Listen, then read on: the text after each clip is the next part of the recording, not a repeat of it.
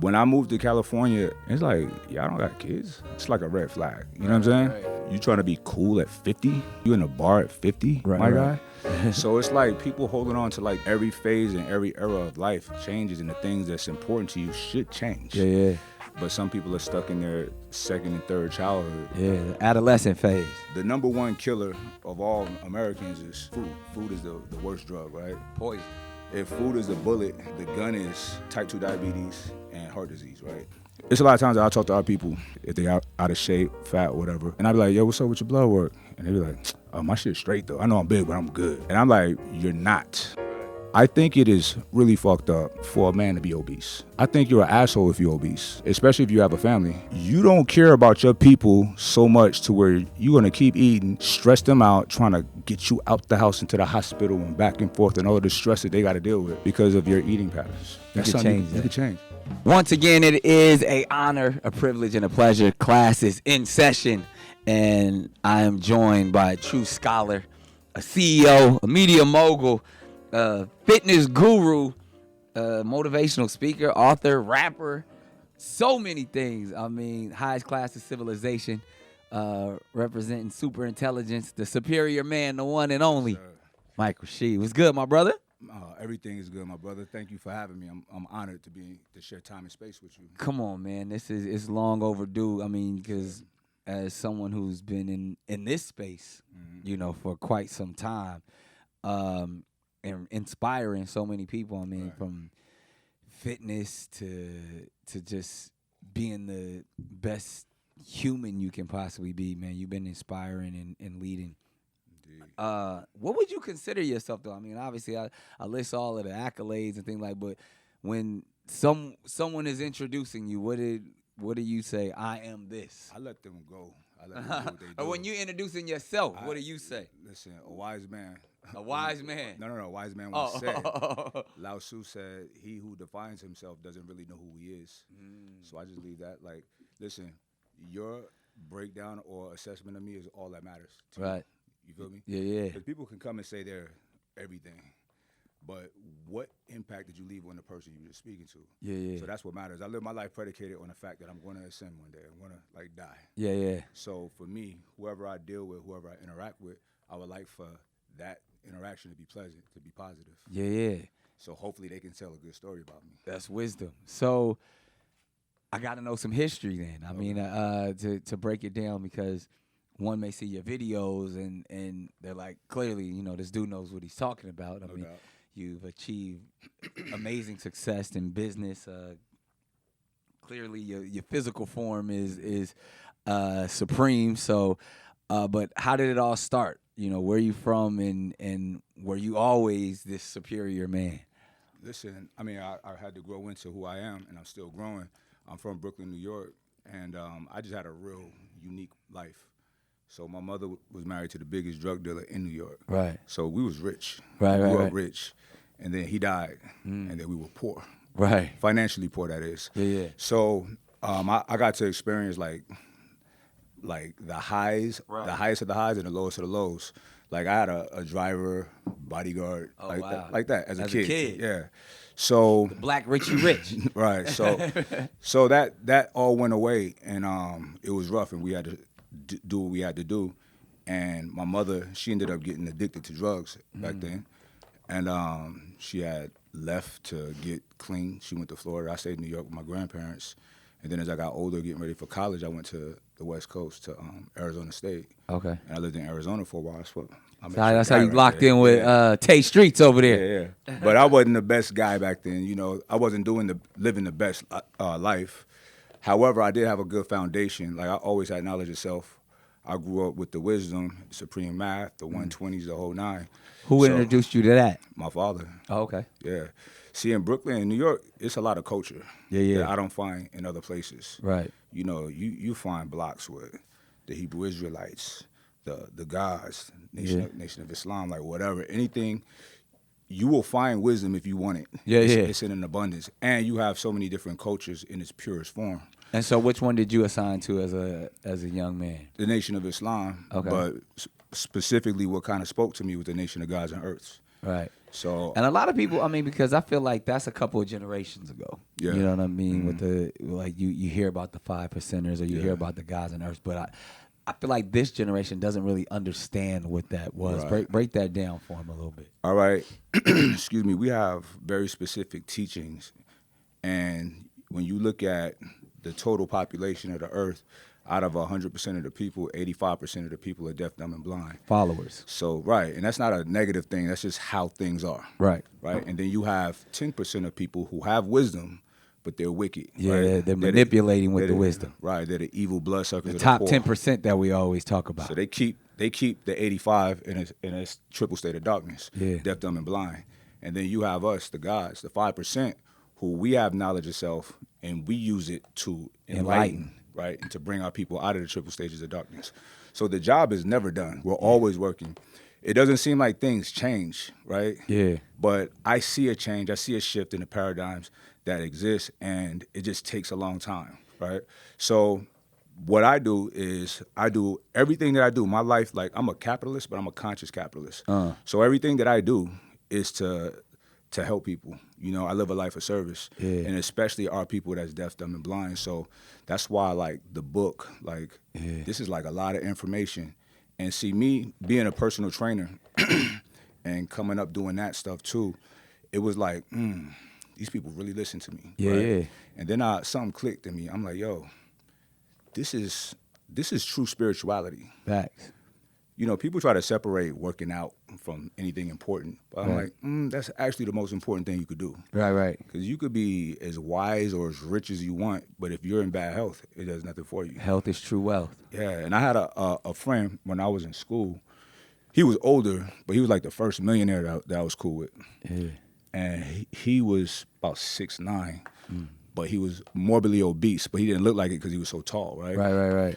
So I'm a broke college student, right? Car overheat, like that kind of energy. Yeah.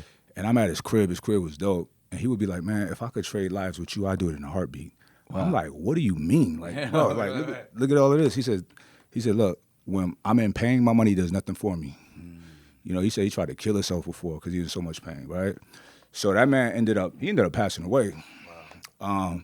So it just put things in perspective, man. And me helping people throughout the years, man, it's giving people a whole new life. Right. You know what I mean? So, and you look at now in America, the number one killer of all Americans is food. Food is the worst drug, right? Poison. If food is the bullet, the gun is type 2 diabetes and heart disease, right? That's the 1 and 2 killers, and third is cancer. And it's all because of food. Something that's supposed to be so normal, so natural, a resource for our bodies, for energy. Yeah, it's supposed to be the thing that heals us. Right, but now it's killing us, right? Right. So, you know, everything that I do, the book that I'm putting out, even my mentorship, people might look at it like, oh, learn to make money, business, so on and so forth. Yeah, all of that. But we have to deal with the underlying factors that most people don't deal with, your physical fitness, your health, right? Like I said, I don't care. Like when I'm out and about and I see cats out like doing their thing with, you know, making it right, whatever. Right. Fat. I'm like, bro, you fat though. You're not really having fun like that. Yeah, you know what I'm saying? So, and it's just like, and some people will try to reject it. But I don't. I lean into it. You know what I'm saying? So in that sense, is that where you? Because I know you spoke on having your own religion. Mm-hmm. Is that are those some of the basis and principles of? 100%. Break that down for me. Like, what's the religion? if someone wanted to join the religion. Well, you know, it's a concept. It's a philosophy. It's a way of life. It's a religion. Whatever somebody want to call it. It has nothing to do with me. Yeah, a legion. You're religioning. Right. This is. Right, I like that. This is It's if you think about the religions that people subscribe to nowadays, they're ancient. Right. They were crafted in times when there was probably like 1 million people on the planet, if that, right? Yeah. So we have 8 billion people on this planet. Times are changed. Fast. That's 3,000 years ago, right? And also, in addition to that, you don't know what you're reading, right? Let's say the Bible, for instance, you have half of it was written by Greeks. Right. The other half was written in Hebrew and Aramaic. You cannot translate these words. Right. It doesn't go. I used to live in the Middle East, and even Arabic, you can't translate a lot of those words. Right. So people can go over there and get lost. Like, transliterations of names and so on and so forth. Facts. So you have a huge language barrier, and people they're basing their lives off of what they think something is saying. Yeah. And the problem is people don't even read it though. Yeah. They just go off of what they've heard, right? And a lot of tenets of what people think are the tenets of Christianity, for instance, is not. It has nothing to do with Yeshua. Yeah. You know what I'm saying? And his name is Yeshua, not Jesus. Right. So, matter of fact, the system of Christianity really have nothing to do with Yeshua. And it's interesting because the people that killed him are the ones who crafted the Christianity that we know. Right. So it's like, yo, do y'all even know this? So in the book, I addressed that, right? And I just want to say this, because I know people are very emotional. And most people lack emotional resilience, intelligence, and they're emotionally shallow. So if they see anything criticizing their belief system or challenging their belief system, they just get defensive. Right. They don't even want to hear it, right? Right. But you should listen, because here's the thing. If you love the man, if you love Jesus or Yeshua, you should know his words. You should know his teachings, right? Right. A big chunk of his teachings you can find in the Gospel of Thomas has been omitted. You can still find it. Right. It's apocryphal Gospels, but the Greeks cut that out, right? So let me back it up. First of all, he was killed. Right, he was killed because he challenged the religious factions at the time, the Jewish Pharisees. Right. He did not agree with the systemization and the monetization of faith, right? And it wasn't Judaism. It was Israel, right? Right. That was Jacob's name given to him by the Most High, and it was a concept. It wasn't a place. It was a way of life, right? So you had these people who were like, let's make money with this. Let's monetize this. And he was like, no, this is not it. Right. So he stood against that, and also he proclaimed his divinity. He not only proclaimed his divinity, he put that on other people too. He said, like, yo, it's not written in your law. You are gods. You know what I'm saying? So that message is really troubling for the existing power structure back then and now. Yeah. They don't want people to be connected to their divinity. So they said, shh, quiet him. Yeah. So the Pharisees went to the Romans, to Pontius Pilate, get him out of here. They arrested him, charged him with heresy, and publicly executed him. And these same people decided to take on Christianity for political reasons. Right. That was Constantine. Convert their people. Right. And then they spread it through the world with extreme violence.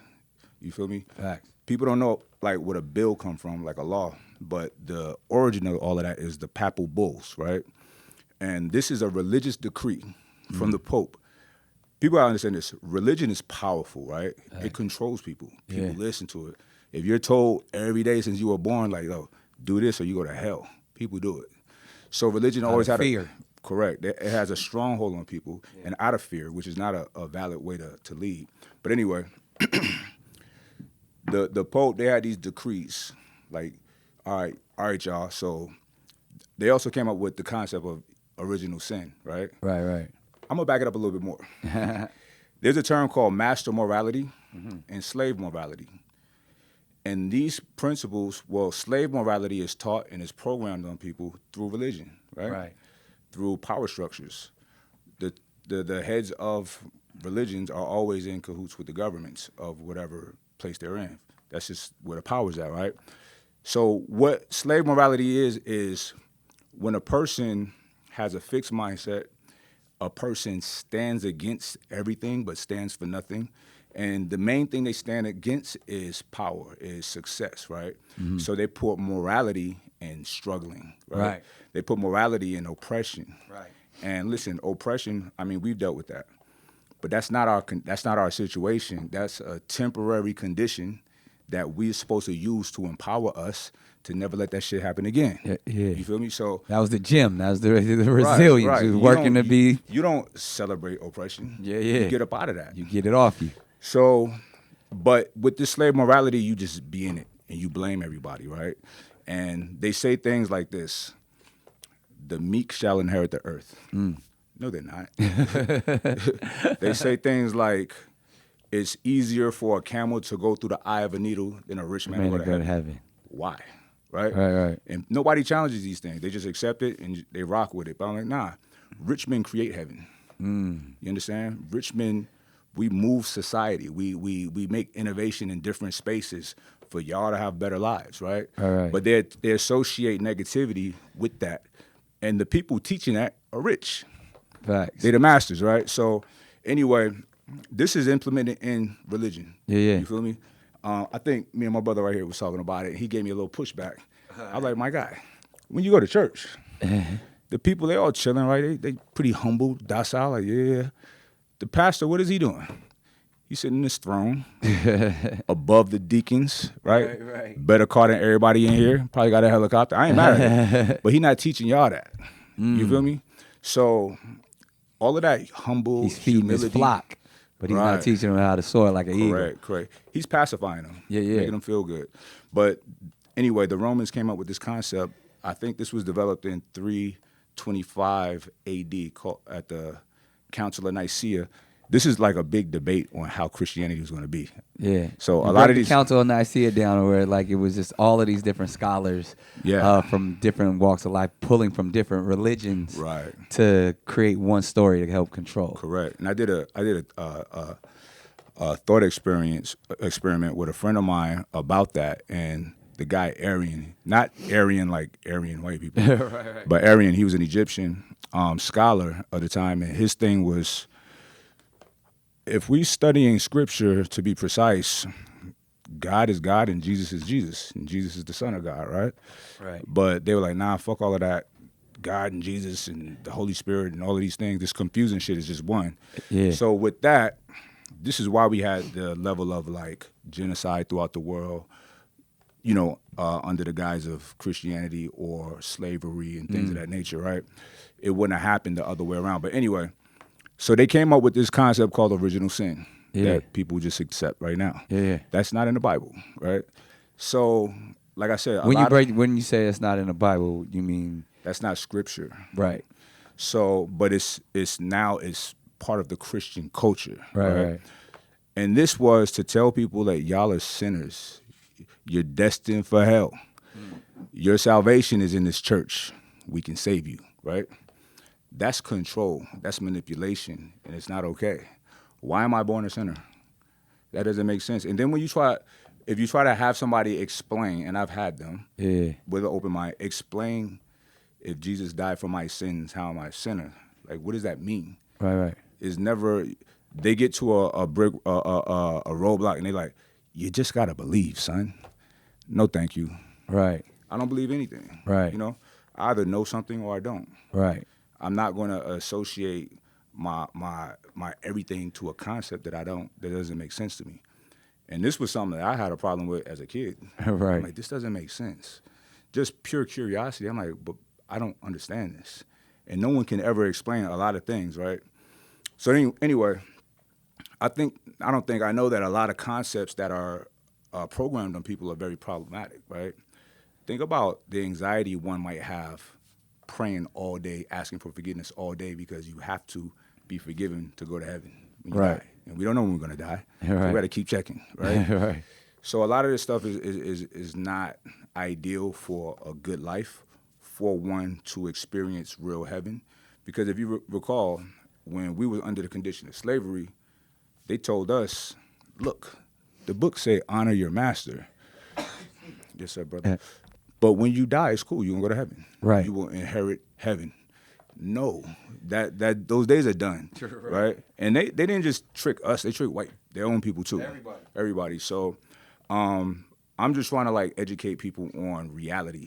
You don't think that the concept of whether it's the original sin or that we're all sinners is more of a sense of saying like all men are into this world at a equal and even playing field, and to reach that higher power or to reach that space of salvation, we need to get in touch with, you know, whether it's the teaching, the wisdom, the knowledge, the understanding, or a higher force in order to live life at that level. Yeah, like what you said makes a lot of sense, but it really has nothing to do with original sin. It has nothing to do with us being born filthy. Right. We're born holy, right? and we have divinity on us. That makes sense. Yeah. But we're not taught that.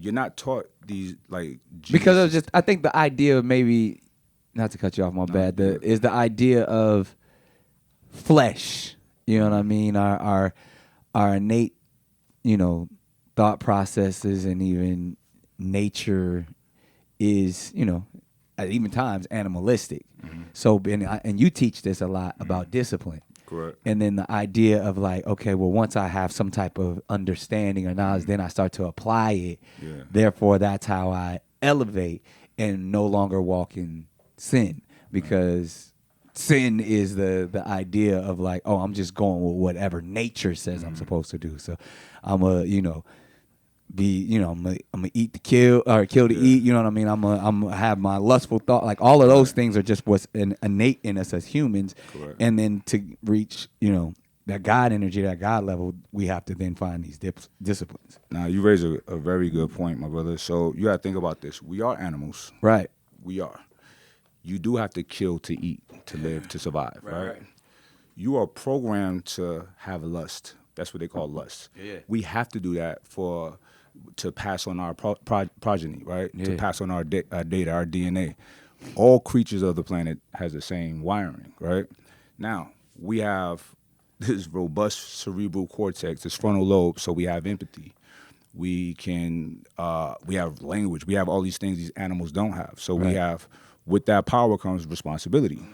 So we do have to be mindful of our behavior and not to act purely on instincts and emotion or default settings, right? Unless your default settings are righteous. Right. So that's fine. But you don't have to call them sin. I'm not a sinner. Yeah. Like, it's just a word. Yeah. You feel me? It's just...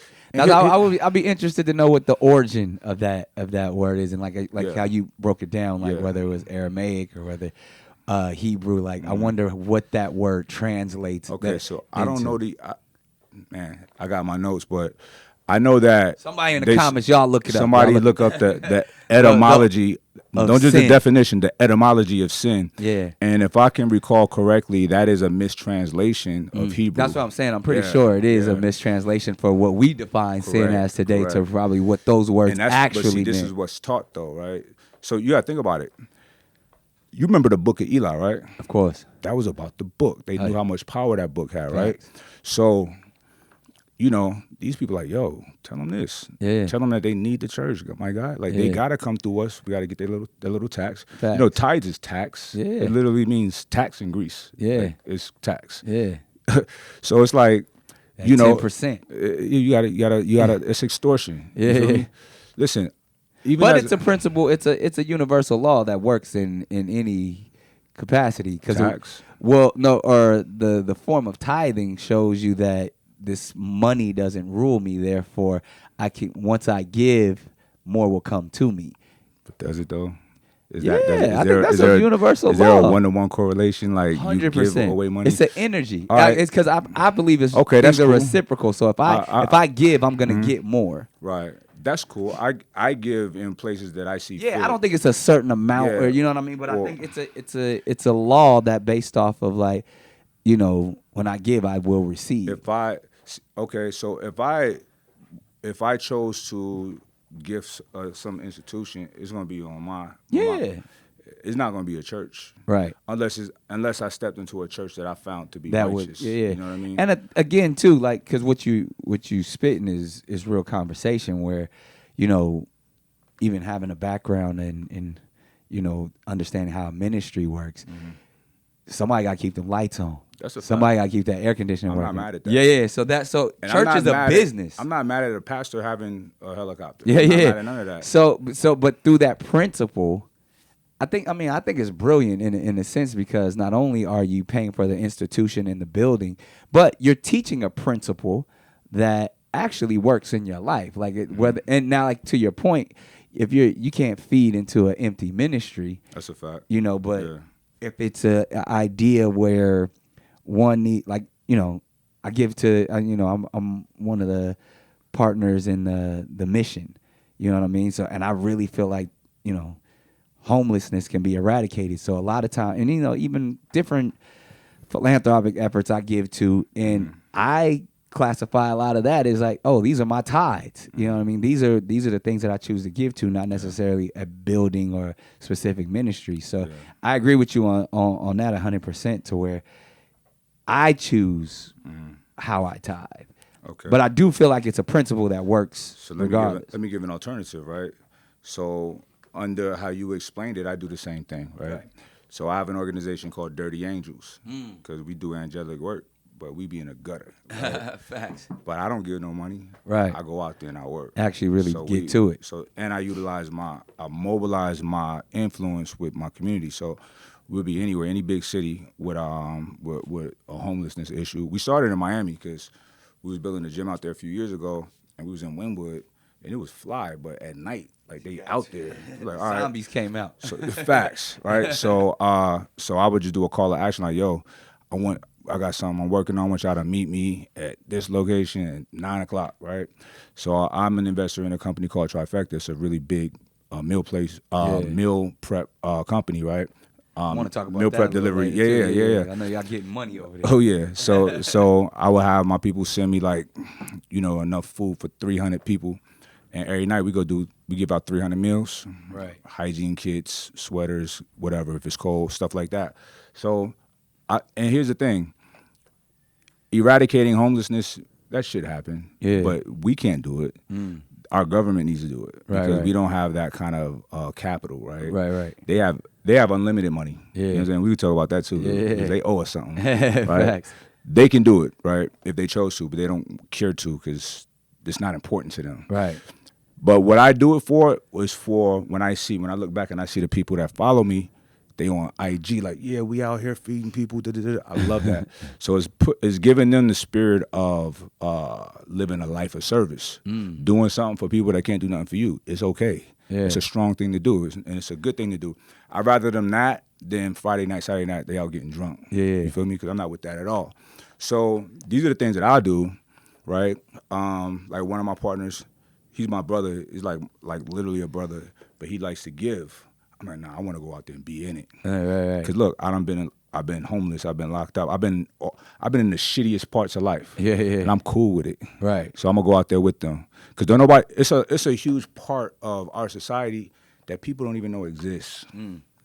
They won't even piss on you to put the fire out on you. You feel me? So I'm like, nah, I'm out here with y'all. Let's go. Yeah. I could be in the biggest of the big or the lowest of the lows. I'm wherever we need to be. Facts. And that's the real spirit of Jesus or Yeshua. And I don't want anybody to think that I'm disparaging the man. I'm not at all. Yeah. He is the Messiah, right? He's the great Mahdi. But the institution that tried to hijack his image, they didn't even hijack his image. They created a whole new image, right? Yeah. Whiteface, right? Blackface, whiteface, whatever you want to call it. And they come up with all of these systems, and it doesn't teach his teachings, right? Very little of his teachings, right? And what he was about. And he was about men being strong, rising up, right? Questioning shit, questioning the power structures, speaking truth to power. Correct. And he got assassinated for that. And any other truth teller, it happens now. The modern day assassination is like deplatforming. Once again, people so married to their feelings, and it gets to a place where they want to make sure that they're heard and that their emotions are heard more than the facts. Right. And you should never, I teach people this all the time, you should never, ever make a decision or speak when you're triggered emotionally. It has to be a beat in between. You shouldn't make any action off of emotion. You shouldn't. Yeah. You should come back to it later. Yeah. You're going to think about it and you're going to be like, damn, I was kind of tripping. Right. But we have a huge problem because people don't challenge their belief systems. Right. I challenge mine, right? Even all the things that you personally believe. Listen, I don't believe anything, bro. I mean that. You know. I'm serious. You know what I'm saying? So my book, our compendium, our sacred text, it's a lot of information in there, and I have the old school bibliography, my references, right? So I cite everything where you can verify these things. Right. I'm not telling people, see, in modern religion or ancient religion, you just gotta believe. Don't worry about it, believe. Faith, right? No, you don't gotta believe nothing from me. You can check yourself if you want to. I know a lot of people ain't gonna check, but I provide the resources, the references for them to check anyway, right? But isn't there an importance in faith of one even going to having faith in oneself, and like that's the idea of believing in oneself? I prefer to know. Now here's the thing. I'm a confident person, right? Right. But I'm only confident because I'm competent, right? I do the things to make me proficient in whatever space that I'm in, that I'm confident in. I like to know that I'm the guy. You feel me? So with that being said, like, So it's not believing in yourself. I It's don't. knowing I just know yourself. I know. That's a better position. Knowledge of self. It's a better position. So why do they push belief? They're all right with people not knowing. You feel me? There's a lot that they know. Right. They know our true nature, right? Right. And they act. I'm sure you've experienced it. When they know that you know, they act accordingly. Right. But those of us who don't know, they treat you like shit. They make you. They call you a minority. Right. They make you feel like you're lower, right? Right. But you know, these things, these notions are tumbling, right? Yeah. The people that have been doing the worst of the worst things is becoming very obvious. Right. You can't do that but for so long, right? Right. And paradigms do shift, and reciprocity happens, and you cannot have day without night. Right. So everything comes full circle. So, you know, we're into some interesting times that we're walking into. So I think we got to talk about, I mean, I'll start, like, obviously the umbrella of your sacred society, Yes, but sir. then even the things that break down in there, from everything from being the superior man to super intelligence. I mean, clearly you drop, you know, so many gems just even based off of religion and how you apply things into your knowledge. Right. But now, like, you're offering this up. Tell me a little bit about that. So I have a robust mentorship program or community called the Sacred Society. It started out as the Superior Man, right? And it was for men, but I had a lot of women that really was interested and wanted to be in it. And there's really no reason not to allow them in, because they need to be on code. They need to know what to look for in a man, choosing the right man, or nudge their guy in the right area. Right. So I changed the name to Sacred Society. Right. But there's a chapter in the book called Superior Man. Everything that I do is from the book, right? Right. So all of the tenets and the principles is from the divine quintessence. So what we have here is my general message is to men, because I'm a man. They're gonna listen to me. So, you know, and I know that it is better for a man to be masculine, right? Which is not taught. It's taught that that's like a mental illness these days. It's like a psychological condition, right? Yeah. But we reject that. You walk into it, you be into it, and it's fine. Matter of fact, the other day, Thursday, I taught on that, on masculinity. You do sessions every Thursday online. Every Thursday, yeah. You know, I'll speak for like 30, 45 minutes, and then I have a discussion with them. Yeah. And it was about masculinity. Yeah. And what does it mean to be masculine? What does it mean is, you mentioned one of them, super intelligence. Yeah. That's a concept of striving to stretch your ceiling of intelligence, and that never stops. You're always trying to learn something new, always trying to apply those things that you learn. And then you always want to teach those things that you learn, because you really lock that information in when you can really understand it and teach it to somebody else. And that never stops, right?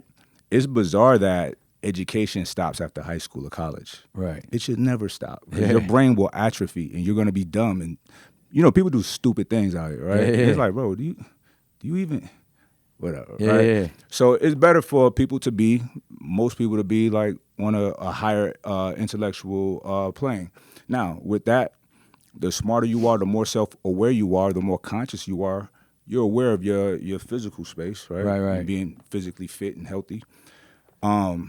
If we are the children of the Most High, and if we are of divinity, we should really love ourselves and treat ourselves good.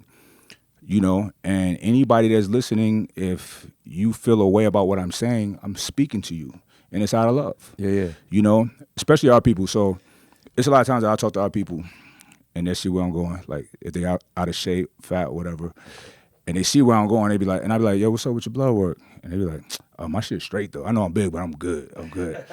And I'm like, you're not. Right.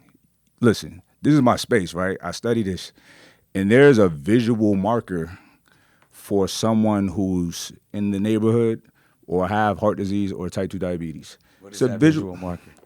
excess fat, excess subcutaneous and intramuscular fat around their midsection. Right. Just being fat. Right. That's a visual marker. Right. Right? They can put you in a category just like that, the doctors, right? So, but we try to hold on. It's like you're embarrassed. You should be embarrassed, but fix it. That's the thing. You get, like, everybody got their banking information on their phone, the apps. You gotta have your blood work on your phone too, because that's more important than your bank. Yeah. Because if you die, if you're sick, your money does nothing for nobody, right? Yeah. So, and this is what we gotta think about. I think it is really fucked up for a man to be obese. I think you're an asshole if you're obese. Wow. I think you're a bad person. Wow. Especially if you have a family. You know why I say that?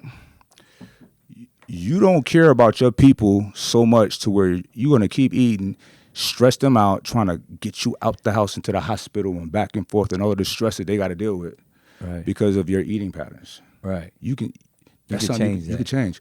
So when I was a youngster, like, sometimes I would pop in different religious institutions just to soak up wisdom, just for words, right? Right. And every time I go to, like, a church or something and a pastor fat, I'm like, You don't want to listen to I him? can't. Like, the minister fit, my father fit.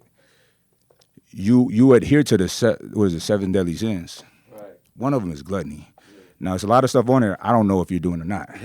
But I can see this one. You can see gluttony. You should be able to hide that at least, right? Yeah. Work on that one. So I can't trust you. I don't trust a disciplined man anyway. I'm sorry, I don't trust an undisciplined man anyway. Right. I would never put an undisciplined man in any kind of position. Right. And they just got to understand that, like you know, you don't love yourself, my guy. Right. Or you don't love yourself that good. So Right. you could never love what we do. Right. Right. And what we do is not nothing I do is for money. Nothing. I've never focused on money. Therefore, it always comes. What I focus on is being good at whatever I'm doing. Right. And serving people in some kind of way. Because back to the 10%ers, right?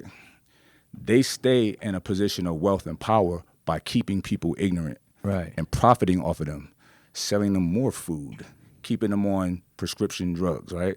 Listen, you can do a therapeutic session of lysergic acid, psilocybin, MDMA, 2 days. People that have, like, depression, anxiety, and medication don't work, they put them in a 2-day session, right? Right. They have no symptoms for 6 months. Wow. This is why they don't want people to have that shit, right? Versus you taking an SSRI every day. You're going to run out, buy another one. You know what I'm saying? They don't want people to be healed, right? We should always look at holistic approaches first. Listen, I don't think Big Pharma is inherently evil, but the fact that we're mixing capitalism with Big Pharma, that's problematic. Yeah. We're mixing capitalism with education, so-called education. That's a problem. We're mixing capitalism with religious institutions and faith. Big problem. Yeah. Conflict of interest. Yeah. Rewire the system. It is broken. And you cannot, what's wild is this. Do y'all not believe in karma? Right. You sit under a tree, when lightning strike that tree, you're going to get hit too. Right. You can't keep doing these things forever. So, you know. So you feel like you flipped it more to where, because clearly you built an empire of your own that, you know, generates millions, being self-made from, you know, physical trainer all the way up to, like you said, everything that you're doing with Trifecta and supplements and even now your programs. How, I mean, because I just want to hear your process in saying, all right, I have something to offer. And therefore, you know, there's capital gain in that as well. All right, so let's go back a little bit in history, my history. So I sold dope. Like, when he knew me back in the day, I was getting it in. It wasn't like a dope deal. I was a wholesaler, right? A wholesale the Mexican we eat from the West Coast to the East Coast, right? Because on the East Coast, they thought at the time, like, this regular stuff was great. Right? It's it's not in an abundance out there like it is out here. Yeah. So I was doing that, and I had an uncle that was doing it, and I would kind of, like, help him here and there, and I'm like, this don't even seem hard. Right. So I'm going to save up my little chips, and I started doing it, right? And it kept growing and growing and growing. And I never like I didn't move with a lot of like grimy cats that was getting money like that, right? Right. I had my little crew, but it was small and we was concise and we just did good business, right? I did phenomenal business. If I one day I tell you like the process, it was like crazy, right? Right. So I didn't know how they did it. I just figured it out how I did it on my own. Right. So fast forward. Were you still a physical trainer at this time? I wasn't a trainer back then. Oh, okay. Yeah, Okay. I was doing music, Yeah, making money. Yeah. I was always in shape though. Yeah, that yeah. was a constant that's always been in my life. Yeah, right. So fast forward, I got into a kerfuffle, if you will. Right? I had an intruder on my property. Yeah. And I did what I felt was necessary to defend myself and my family. Yeah. But they didn't think that I was doing the right thing. Right, So they right. tried to put me away. So I was like, nah, I'm good. Yeah. I'm out of here. So I went on a run. So while I was on a run, I couldn't hustle. And my money was dwindling, but it was okay, right? What city was you on the run from? This was when you was in... This was in Arizona. Arizona. Yeah. So, bro, that was a rebirth for me. Yeah. It was a baptism, if you will. It was a purging of a lot of like wicked behavior of mine. Right. And I was kind of excited about it. Like I need to come out of this cocoon. I need to grow. So I isolated myself and I went somewhere far at first, and I just got my mind right. Right. You know, I was around some people, some good people, and I just did everything I had to do to really like accelerate my growth. So then I come back and I started living my life. But I started out a little fucked up because I ain't had nowhere to go. Right. So I was on the streets for a hot second. But it's interesting. Like, I didn't have nothing, but nobody knew. You couldn't tell. I got me a job. I kept a haircut, showering at the gym. You know what I'm saying?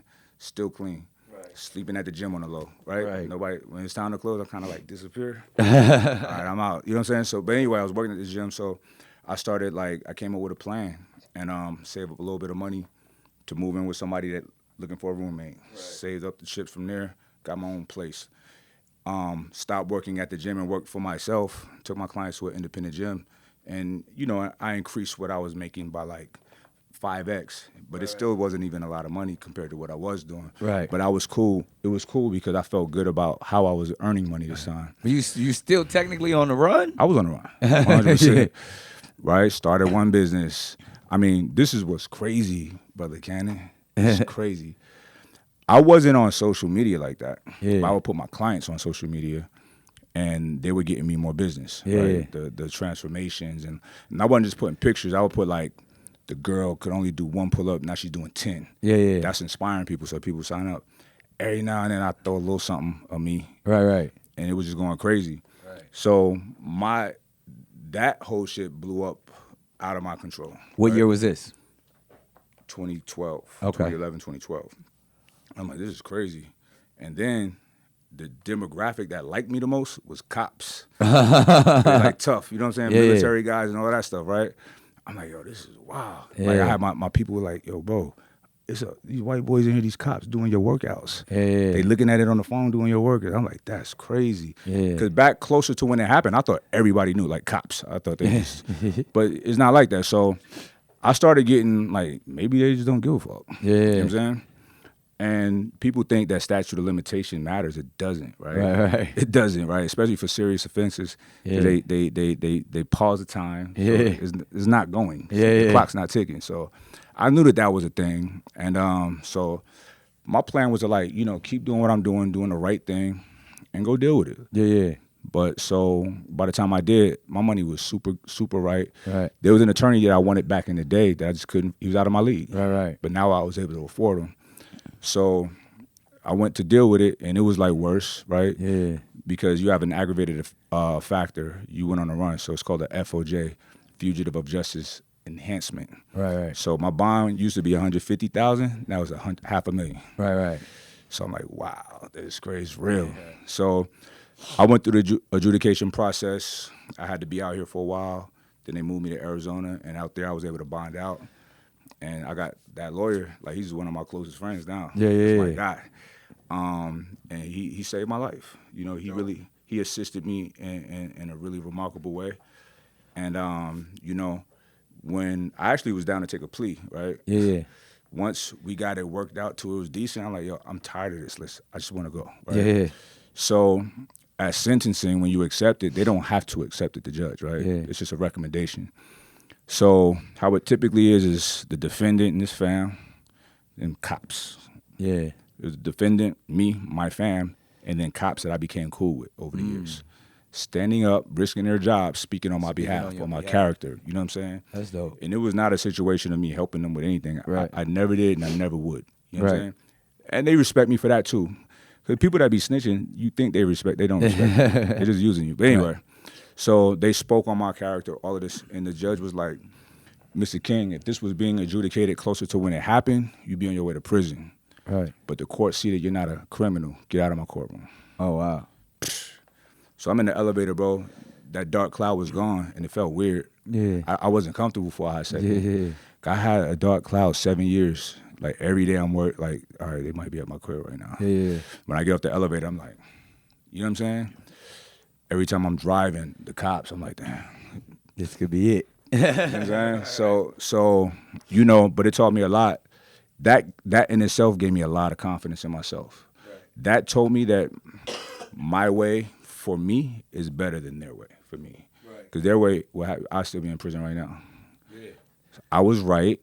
I did the things that made sense to me, and it worked out for me. If I would have just went with their system, I'd be gone. Yeah. So, and I'm not saying people should just go on a run. Like, matter of fact, one of my homies, he was on a run for a hot second. I was like, nah, bro, don't do that. Turn yourself in. Yeah, you know what I'm saying? And he did, and it worked out. But, you know, everybody has their path, right? So the takeaway is not go on a run. The takeaway is to sit in silence and listen to yourself. Listen to that voice. Listen to God for real. You know, when you're busy, when you're always in the mix, you're doing things. Remember, I had to step away from everything, right? Right. And, bro, I was one of the guys that bought the bars out. Right, you know what I'm saying? Like, just crazy shit, like caravanning niggas to the club. You know what I'm saying? And I had to step away from all of that. And it was very humbling. Right. I had to let other people sublease my cars, and I couldn't. And it was like cats I didn't respect, I didn't like. Couldn't do nothing about it. Right. People laughing, happy, thinking that I was done. Right. You know what I'm saying? And I had moments to where I was at crossroads, like, I ain't got no money. I might go away for a long time.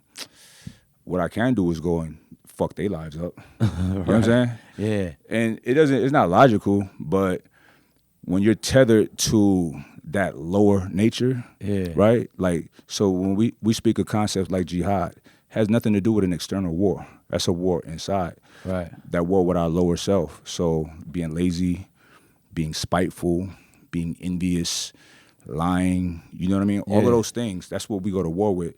So I had constant jihads to not go and spaz. Right. It was nothing going to come out of that. Right. But I wanted to do it so bad. Right. You know what I mean? So, but I didn't. So I had to humble myself to myself and let the real me really manifest. And I did, and it worked out. So, and then to that, I mean, you stepped into these spaces. Was it, like you said, you were, at this time, you were going viral, you were making videos. Yeah. How did you get into the businessman aspect of it? So prior to that, like I said, I was a wholesaler of West Coast products to the East Coast. So that means I wasn't selling sacks. You know what I'm saying? It was like enterprise, right? Right. Hundreds of pounds every week, right? So it was a legitimate business. So I had business acumen. So when I seen people, I had people's attention, people noticing me. My mind, you have two different types of people in this world. You have producers, which you are, and consumers, people that they just like the entertainment of things or whatever, right? Producers create things, right? Consumers just buy things. Yeah. So everything I ever, like, when I got into supplements, I got into it because I started taking supplements, and I didn't like the side effects. I liked some of it, but I didn't like all of it. So I would do my research. Why do I feel like this? Oh, what's important? Oh, these are the things that I'm really looking for. What's making me feel away? Oh, that, why is it here? No real good reason. All right, so I start ordering ingredients. Like, back then I was ordering, like, just cheap stuff from China, but just for myself. Yeah. And I'll have my little mixes, you know, got myself sick a few times, you know. But I figured it out. And then as people was reaching out to me, trying to offer me brand deals, I'm like, you pay me how much? Yeah. $5,000 a month, $10,000 a month. I'm like, so how much are you making off of me? Right. So I took a couple in the beginning, just like learning stuff, but my mind was like, I'm gonna do this for myself. Yeah. So I started my own supplement company. The first one I sold, it wasn't super big, but it was cool for me, right? You just switched your hustle. I sold, like, you making money as you go along, but I offloaded. I made $1 million, right? Yeah. Cash, right? Yeah. That was great. Yeah. You feel me? And that helped me get into so many other things, having that chunk. So my second supplement company is a big boy company. You know what I mean? So, but I learned so much from that experience, leveraged into that, and you don't typically see me, somebody in my position, owning companies, right? Right. We're usually the athletes. Right. So I'm the owner-operator, right?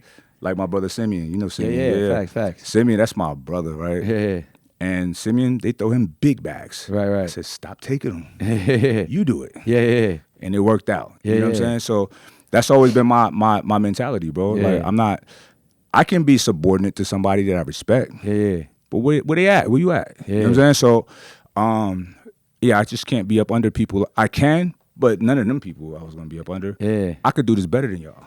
And you truly self-made. I mean, and that's, after listening and hearing all of the wisdom in the gyms, I think, for our audience, obviously, this is a platform for education. And I've seen, a lot of your videos as well. If you had to break down outside of your journey, because you have a phenomenal story, what would be Mike Rashid's 5 steps to success? Okay, let's see. First and foremost, you got to identify what it is that you want to do, right? All right, so let's give you an example.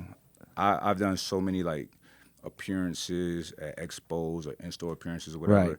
and sometimes cats just want to, like, rap with you, so they say things they say shit that they don't really know what they're talking about. They be like, I just want some advice on, like, building a brand. So I use that as an example. I said, okay, what's your brand? Right. And they be like, I like working out. I'm a beast. I'm like, okay, but what is that? What does that mean, right? I just want to help people. Okay, why? Just to be in shape and all this. I said, do you really care? Right. Yeah. I said, why? Right. Are you just saying this, or do you really care? Right. I pointed to a guy across the street. You care about that guy right there? Right. He was like, I guess not. I don't. I said, I don't know this man, right? So I said, let's do it like this. Would you like to make money in a space, in an industry that you like being in, like working out? Yeah, okay.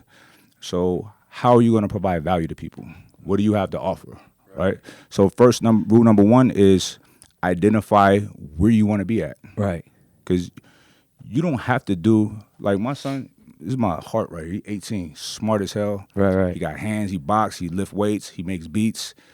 He ain't doing nothing but what he wants to do. Right. And you're gonna be rich doing that. Right. You're not working a silly job. Yeah. That's a waste of time. Right. And that's what people gotta understand. Like, y'all are wasting your time. First of all, I got a whole different philosophy on how family should be, right? Right. You stay at home until it's time to get married. Right. What are you getting bills and shit for? You know what I'm saying? Like, everything's cool here. I'm going to provide everything. Y'all work on y'all foundation, right? Right. But anyway, identify what space you want to be in. What's pulling you, right? Right. Where you gravitate to, right? Right. And then get yourself good at it, right? Qualify yourself. So first, identify. Second, qualify yourself in that space. Third, you have to identify what is it you're going to do for people in that space, because my philosophy of how to be as wealthy as possible is helping people. Right. The more valuable you are, the more you get compensated, right? Yeah. The more people you help, the more they pay you. Right. I have an online training community. I have thousands of people. To establish value. They got the programs, they're getting in better shape, Right. and they pay me. You know what I'm saying? It's simple math.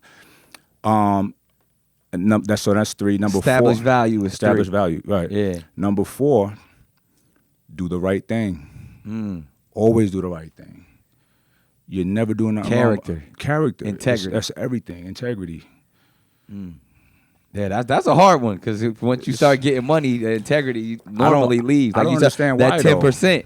See, I would be worried that I would look when I was making money the wrong way. when it was leaving me, I wasn't even tripping. I was like, yeah, this is not how could I keep this? Yeah, you know what I'm saying? right. I knew that shit was coming. You knew it was temporary. I wasn't even tripping.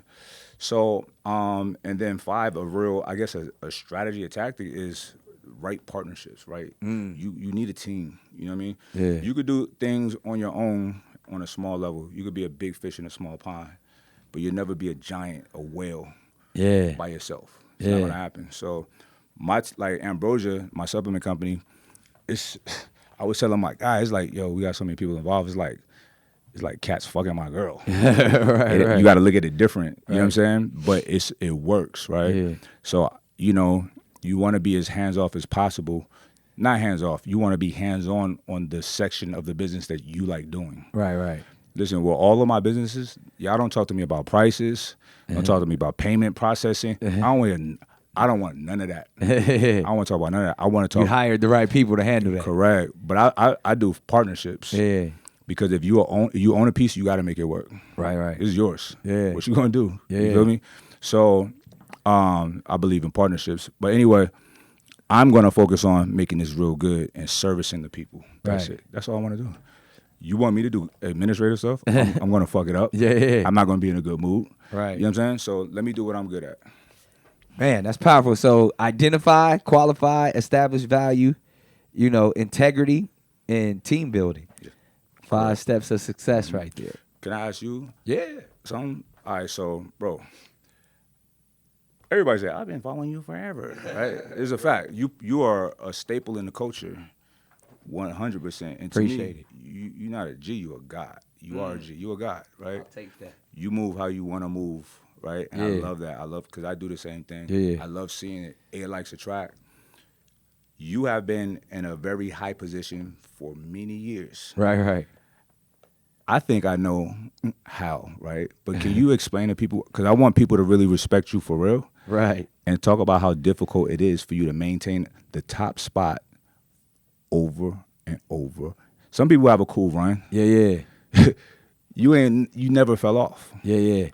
I mean, honestly, there's many factors, but I would definitely tap into the space of sovereignty and knowledge of self, and really just, I like what you said, like not believing yourself, but knowing, you know what I mean? In that sense of understanding the God energy and how we operate and the power of creativity. And then, you know what I mean?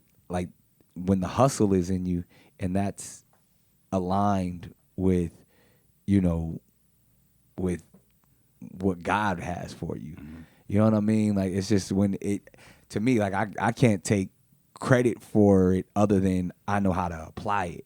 Right. You know what I mean? Like I feel like God speaks through me. You know what I mean? I'm a true conduit, and I'm just blessed to be able to be like, yeah, I'm just listening. I'm paying attention. You know what I mean? In that sense, and not stopping. That's the things where I feel like, we all get down, we all get deterred, we all get like, this ain't right. But it's like, I gotta just keep listening, Right. and then operating and being faithful to the mission. Correct. You know what I mean? Yeah. And through that, it's allowed me to always be on top and kind of avoid the snakes, avoid the bullshit, because just having that spirit of discernment of like, ooh, I'm gonna zig while everybody else is zagging.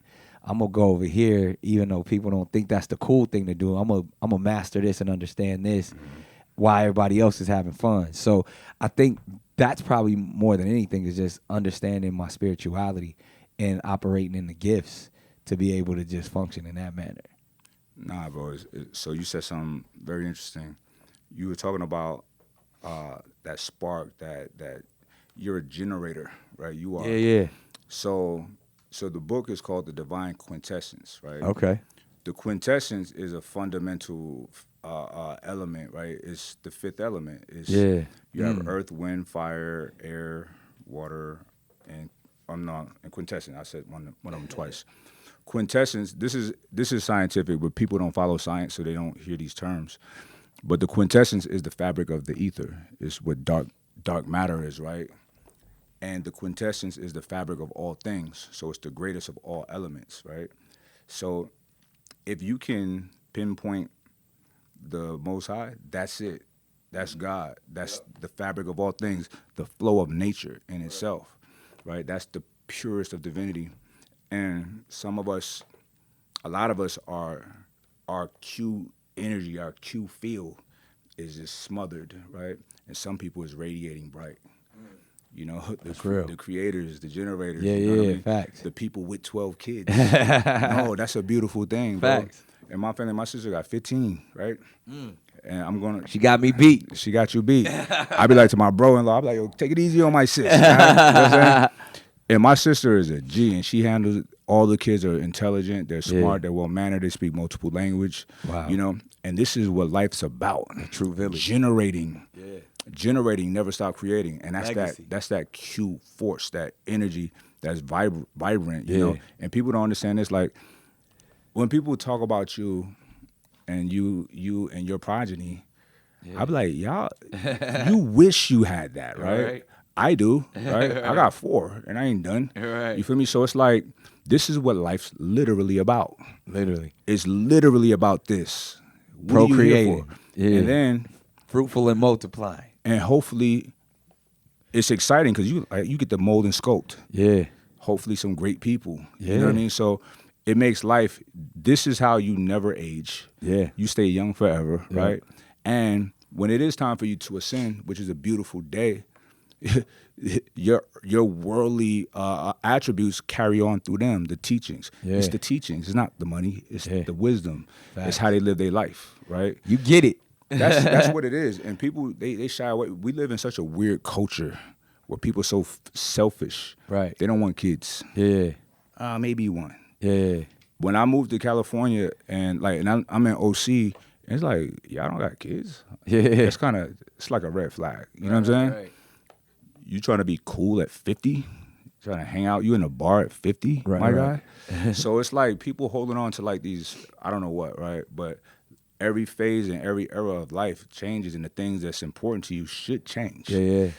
But some people are stuck in their second and third childhood. Yeah, the adolescent phase. Yeah, so, but anyway, like, I got to salute you on that, especially you being such a robust family, man. Like, that's such an incredible attribute. And look, it takes to like 200 years later, they're going to look back on like, yo, that was the guy. He was doing for that. He right? figured it out. Because here's the thing, people's intellect and people's true essence is covered, and it's going to come out. You can't suppress reality for so long. And then, people catch up later. Yeah, you know that's what it is. Yeah. Man, you dropped so much wisdom on us. Yes, I mean, man, I've been taking notes the entire time. For the people that are watching, I mean, obviously you all over the place online already, but this is their first time being introduced to you. How do they stay connected with you? How can they tap into, everything from the Sacred Society to Trifecta to Ambrosia? How they lock in with you? And I got gifts for you. Man, brought gifts. I got gifts. So, one of our companies called Snack House Foods. Yeah. Healthy snacks. Guilt-free snacks. You like savory or sweet? Both, but I'll go with these are the savory. Okay. So these are protein puffs. That tastes just like cheeseburger. Dang. Right? And then So there's actual it's 15 grams of protein. Oh, I need these. Correct. 15 grams in one bag. Correct. We got candy, sugar-free. Sugar-free candy. Kind of like M&M's, so you got mommies and daddies. The daddies got nuts. You know That's hilarious. And with my supplement company, Ambrosia, we have the #1 plant-based protein in the world, right? In the country, but we run the world. And people rant and rave about our protein, so we just came out with a bar. It actually launches next week, but you get the first box. That's our most popular flavor, too. Maple banana French toast. It's fire. Right. I'm locked in. So there's some sweet ones in there, too. So this is the... I mean, so these are two different businesses. The next multi-million-dollar this one has conglomerate. This one right here has the most upside. We about to go crazy with this because everybody can benefit from snacks. Kids, parents, everybody. You ain't got to work out for this. This is like Snack House. Snack House Foods. And look, you can eat. I like to eat it like as is, like chips, right? Right. But you can put it on your salad as a like crouton, and it tastes so good, and it's protein. You know what I'm saying? Versus a bunch of carbs. And look, so people can see the macros. Y'all should care about your macronutrients. 15 grams of protein, 2 grams of carbs. That's it. Don't just fire too. Try this one. Try that one. I want to. This is better than eating. Doritos. Yeah, exactly. Where can they get these? It's guilt-free on Amazon or snackhouse.com, snackhousefoods.com. Look, you getting on a live. If you don't like it, I want to know, right? Exactly, nah. These was fire. Yep. Literally the red hot joints. Yeah, I like the spicy, so that's one of my favorites too. The cheeseburger. 15 grams before or after the workout? Whatever, it doesn't matter. Calories in, calories out.